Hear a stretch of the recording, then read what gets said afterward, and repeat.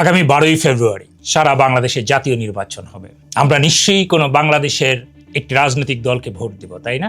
এমন কোনো রাজনৈতিক দলকে কি আমরা ভোট দিব যে রাজনৈতিক দল বাংলাদেশি রাজনৈতিক দল না, একদম পিওর বাংলাদেশি রাজনৈতিক দল যেটাকে বলা হয় সেরকমের কোনো রাজনৈতিক দল না।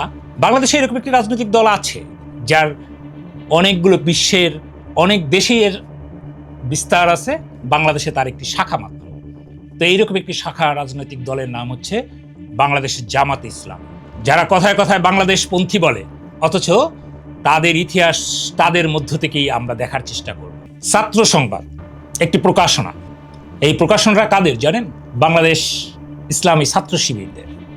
তার মানে একদমই জামাতের একটি প্রতিষ্ঠান বা প্রকাশনা বলতে পারে।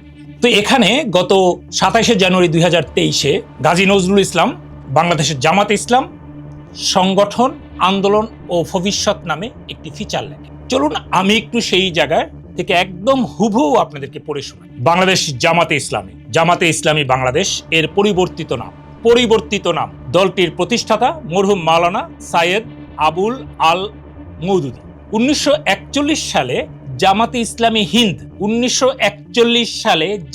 ইসলামী হিন্দ মাথায় রাখেন প্রতিষ্ঠা করে ভারতীয় উপমহাদেশে আল্লাহর আইন চালুর আন্দোলন শুরু করে। 1947 সালে যখন ভারত ভাগ হয়, যে অংশে পাকিস্তান হলো সেই অংশের নাম দেওয়া হলো জামাতে ইসলামী পাকিস্তান। তার মানে জামাত ইসলাম এখন দুটো, জামাত ইসলাম হিন্দ, জামাত ইসলাম পাকিস্তান, বুঝেন? এরপর 1971 সালে বাংলাদেশ স্বাধীন হলে এই অংশের সংগঠনের নাম রাখা হয় জামাতে ইসলামী বাংলাদেশ।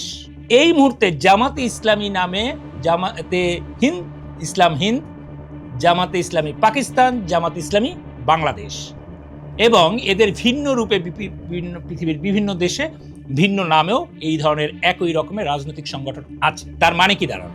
মানে হচ্ছে এই সংগঠনের প্রতিষ্ঠাতা বলেন, এই সংগঠনের তৈরি বলেন, এই সংগঠনের আদর্শ বলেন এখনো বিশ্বকেন্দ্রিক এবং বাংলাদেশ তার একটি শাখা মাত্র। তো এইরকম একটি রাজনৈতিক দল হচ্ছে বাংলাদেশ জামাত ইসলামী।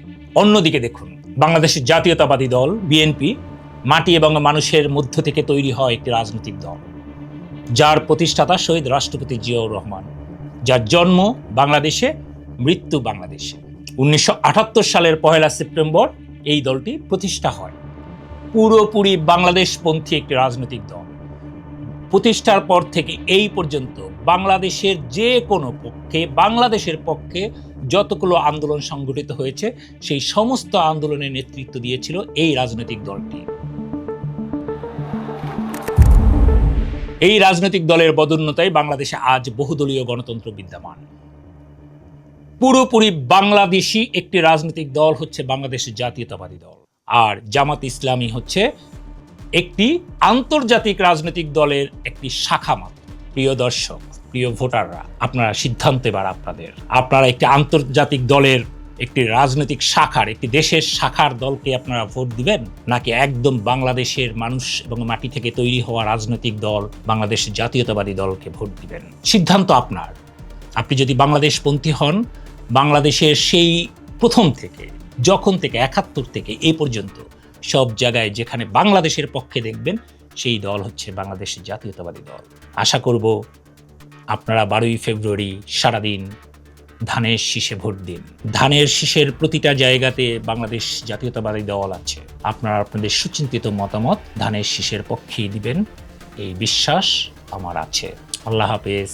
বাংলাদেশ জিন্দাবাদ। আসসালামু আলাইকুম।